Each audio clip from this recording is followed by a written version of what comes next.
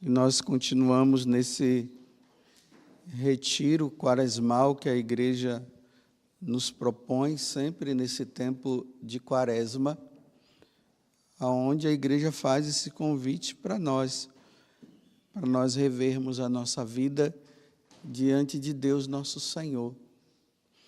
Porque, infelizmente, nós não somos tão agradáveis a Deus como nós deveríamos ser. E eu estou sempre trazendo para vocês que nós continuamos com as cinzas sobre a nossa cabeça, nesse reconhecimento diante de Deus, de que nós só o ofendemos e que precisamos de reconciliação com Ele, conosco mesmo e com as pessoas que estão ao nosso redor, porque Deus se arrependeu de ter criado o homem, né? E eu estou sempre fazendo essa pergunta para mim e para você. Será que quando Deus olha para nós, Ele se agrada? Ele está muito feliz conosco? Ou nós somos iguais àquele povo do tempo de Noé, que as ofensas chegaram a um ponto que foi preciso que Deus fizesse uma separação. Quem entrasse na arca se salvaria, porque reconheceria as suas faltas. Quem ficasse do lado de fora é porque não estava nem aí para Deus. E a arca se fechou, e São Pedro depois vai dizer que só 8 pessoas se salvaram. E já há uns dias, desde quinta-feira passada, se eu não me engano, Deus ele tem, a liturgia ela tem se voltado agora para nós. O nosso relacionamento. Na primeira semana, estava mais assim, as penitências que nós deveríamos fazer, o jejum e tudo mais. Agora Deus ele focaliza nos nossos relacionamentos. Vocês viram que ali na oração do Pai Nosso, logo depois da oração, lá dizia assim, né, que se nós perdoamos a pessoa que nos ofende, Deus vai nos perdoar. Depois aquele convite que ele fez, né, que se nós temos algum problema com alguém, nós devemos ir em busca dessa pessoa para conversar com ela. Já no sábado passado, a questão já foi a seguinte: olha, você precisa amar o seu inimigo. Não é para odiar, não, é para amar. E agora hoje, nós nos deparamos com esse evangelho onde Jesus está dizendo que nós precisamos ser misericordiosos, não condenar, não julgar e tudo mais. Vejam que o Salmo, que é o 78, aqui está dizendo no refrão que o Senhor não nos trata como exigem nossas faltas. Realmente, se Deus fosse nos tratar como deveria, estávamos todos fritos. Mas, chegando à plenitude dos tempos, Ele enviou o seu Filho, nascido de uma mulher, para que pudesse morrer por nós e nos salvar. Deus não nos trata, Ele está sempre nos dando uma chance. Mas, agora um parênteses dentro disso aqui, né? Não vamos agora entrar na onda de tentar a Deus. Deus não nos trata segundo as nossas faltas, então vamos fazer o que a gente quer fazer, vamos pecar, porque Deus não vai nos tratar segundo as nossas faltas. Sempre lembrando que nesse mundo, realmente nesse mundo, Deus não vai, antes da nossa morte, Deus não vai nos tratar segundo os nossos pecados. Ele vai sempre nos dar a chance. Todo dia Ele está nos dando uma chance. Todo dia Ele está dizendo para o Padre José Augusto, e aí, vai criar vergonha na cara ou não vai? O seu dia está se aproximando, porque depois vem a justiça. E aí Deus vai nos tratar segundo as nossas faltas, sim, no julgamento. Quem viveu uma vida santa aqui, o reino dos céus vai morar eternamente com ele. Quem não viveu vai ser condenado ao inferno, por não ter querido fazer o que ele fez, o que ele pediu. Senão, as pessoas acabam interpretando mal, né? Ah, não precisa isso não, porque Deus não vai nos tratar segundo as nossas faltas, e o pessoal continua no pecado, e pecando, e pecando, e pecando. Isso se chama sem vergonhice. Primeiro por que eu não devo pecar? Eu não devo pecar porque eu amo a Deus. É por amor a Deus. Deus fez tanto por mim, como é que, diante de tanto bem que Ele me fez, como é que eu posso ser ingrato, mal agradecido? E a única coisa que Ele pede é que nós sigamos os mandamentos. E São João vai dizer que os mandamentos não são pesados. É só ter boa vontade. Então Deus, nós diante de Deus, nós precisamos isso. Mas ao mesmo tempo nós precisamos refletir também, se eu também não sou fiel, se eu não faço o que Deus nos pede, o que Ele me pede, depois da morte, eu vou passar pelo julgamento. Olha o que ele falou esses dias, né? Se você tiver problema com alguém antes de ir ao encontro do juiz, já resolva logo, para quando chegar lá diante do juiz, está tudo kit. E o juiz não vai ter problema nenhum, já vai dizer, tá, já resolveram? Já, vem, está ótimo. Mas e se não resolver? E aí Jesus hoje ele está dizendo assim, olha, não existe ninguém melhor do que o outro. O pecado de Adão e Eva, ele está aí, ó. As consequências desse pecado, eles estão dentro de nós. Então, eu não posso me julgar melhor do que aquele padre não pode me julgar melhor do que eu. Eu não posso julgar você achando que eu sou melhor do que você. É isso que ele está dizendo. Então, diante das situações de queda do outro, ou de qualquer situação, seja misericordioso, seja compassivo com a pessoa. Não precisa pegar a pessoa pela orelha, tenha paciência. Aí entra a regra de ouro que nós vimos também esses dias, né? Faça para o outro aquilo que você desejaria que você fizesse a você. É assim que ele está dizendo. Mas, meus irmãos, também não vamos entender que é aquele negócio, né? Eu lavo a minha mão e você lava a sua e eu lavo a minha. Assim, né? A pessoa está no caminho errado e eu faço o que não vejo, deixo lá. Olha, é assim, ó, você não me chama a atenção e eu não chamo a sua atenção. Não é isso que Jesus está dizendo, não, porque senão nós vamos interpretar mais uma vez o Evangelho errado. E, infelizmente, tem muitas pessoas vivendo e fazendo assim. O outro está no erro, aí, não, eu não vou julgar, deixa para lá. Isso é omissão, você está com medo de enfrentar a fera e chegar para ela e dizer para ela que ela está errada e que ela precisa mudar. É isso que está acontecendo com você. Porque você quer se aparecer, quer se mostrar sempre bonitinho com todo mundo. Não tem aquelas pessoas assim que ela é boazinha para todo mundo? Não é que ela tem que ser ruim, mas ela é sempre boa. É boa porque não chama atenção, não fala nada, deixa você levar a sua vida. É bom, nossa, mas é tão bonzinho ele, né? Agora, na hora que você vai e chama a atenção do outro, aí sim, chamar a atenção com misericórdia.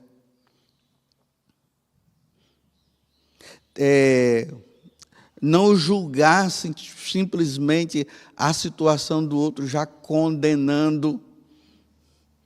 mas ele está numa situação de condenação mesmo, mas você vai lá com toda a paciência, você acaba rezando por ela, você já falou, mas a pessoa continua, porque também nós somos assim. Por isso que eu não posso ser duro com o outro. Eu sou duro na homilia, para todo mundo chegar aqui e dizer assim, pensar, né? Nossa, a pessoa pensar e depois vai procurar um sacerdote, vai procurar um aconselhamento, mas aqui eu tenho que, olha gente, é isso aqui, cuidado, não faça isso não. Agora eu chego daqui e digo assim, está tudo bem, tudo maravilhoso, meus irmãos. Eu não vou julgar porque você está roubando, não. Pô, continue roubando. Eu não vou julgar porque dizer que você está no adultério. Não vou julgar, não. Continue adulterando. Está tudo bom e maravilhoso, porque, afinal de contas, Deus nos trata. Ele não nos trata segundo as nossas faltas. Está tudo maravilhoso. Não pode. Porque aqui eu estou falando de um modo geral, não estou conversando com a pessoa em particular. Aqui é para todo mundo se rever. Mas na hora eu preciso, aí claro, dependendo da situação, vai se observar para saber como é que deve se fazer ou não, como deve corrigir ou não, se exige realmente um tranco, ou se precisa um pouquinho mais. Mas a regra que os santos sempre faziam era essa: seja duro com você. Eu tenho que ser duro comigo mesmo. Com você, misericordioso. Com você, eu vou dizer assim, olha, observe isso aqui, você está vendo? Olha, cuidado, porque se você continua nessa vida aí, isso aqui não vai te levar para o céu, não. Isso aqui vai gerar condenação.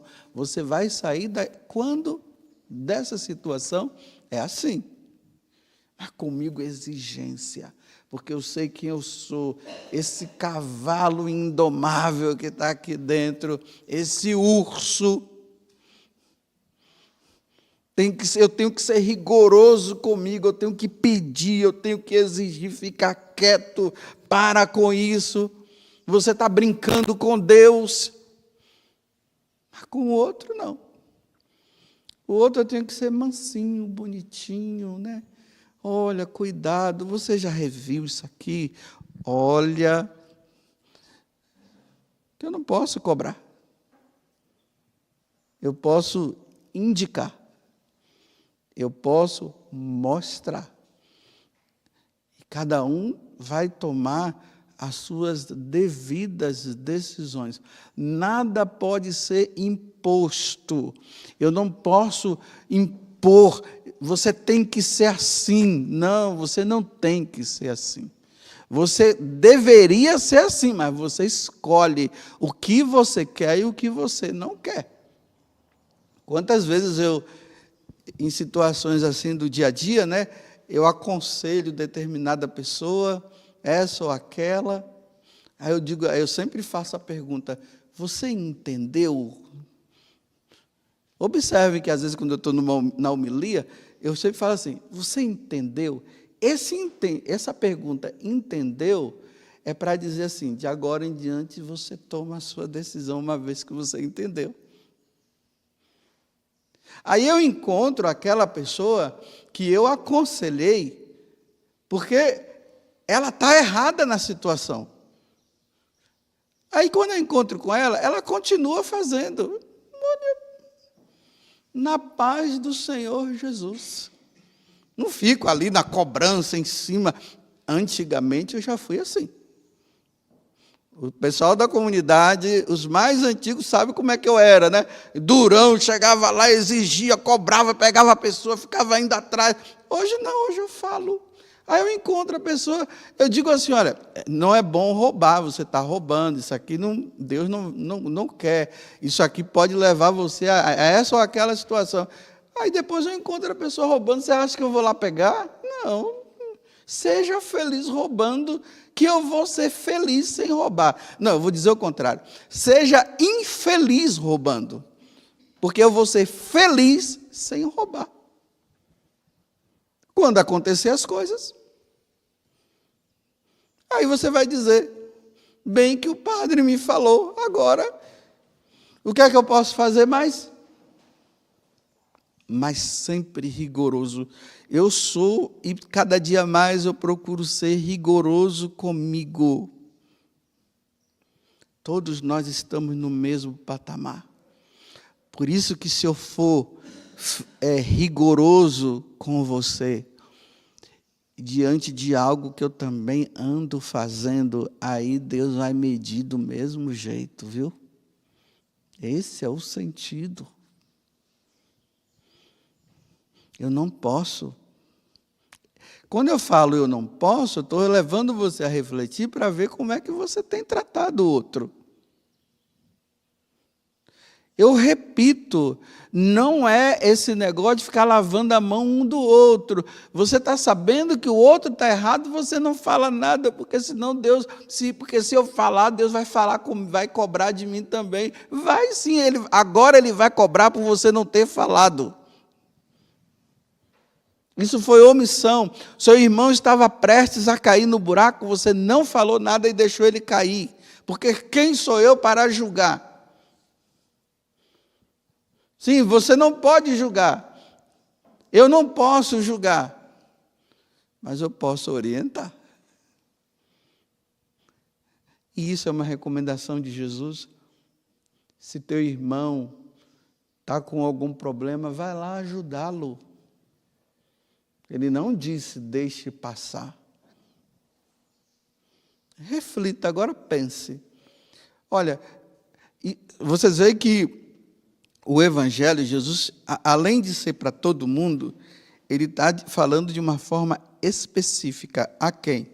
Aos discípulos. Olha como é que começa o Evangelho. Naquele tempo, disse Jesus aos seus discípulos. Então, significa que ele chamou os discípulos em particular, porque os discípulos seriam aqueles que iriam ficar no lugar dele, quando ele fosse embora. Aí ele começa a dizer. Então, ele está chamando os bispos, nós padres, as religiosas, os missionários, todos aqueles que foram colocados à frente dessas ou daquelas pessoas, assim, a nível particular aqui de nós da comunidade, né?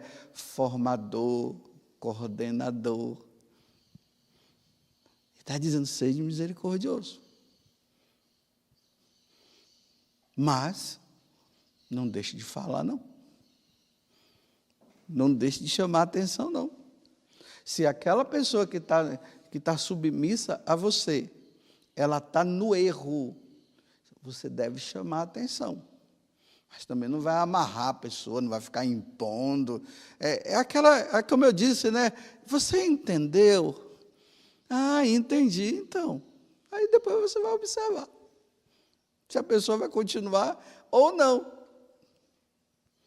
Mas aquela política da boa vizinhança, da boa amizade, né? As coisas estão acontecendo, ninguém diz nada, e está tudo ali, tudo bom, não está bom, né? Mas está tudo, faz-se vista grossa, não diz nada, esse daqui está no erro, aquele dali está no erro, mas não faz nada. Aí o outro vem e diz assim, olha, você poderia me ajudar em relação a... Não, deixa para lá, não tem problema não. Você leva a sua vida, deixa o outro levar a vida dele. Não, não é isso que o Evangelho está dizendo, não. Ainda mais, meus irmãos, quando a pessoa fica velha, é difícil, viu? Depois de uma certa idade, não aceita correção, não. Quando coloca na cabeça, cavalo velho, eu acho que é difícil de domar. Ainda mais quando diz foi sempre assim. Olha, você precisa, não, mas foi sempre assim. Não, mas foi sempre assim, mas não está na hora de ser diferente? Não, é sempre assim. E fica ali, ó, não muda. E aí fica difícil, né? Porque você está vendo o seu irmão, o seu amigo, o seu colega lá na paróquia, Você está vendo ali naquele grupo que você participa, você está vendo o cara indo mesmo para aquele lugar e ele não quer sair.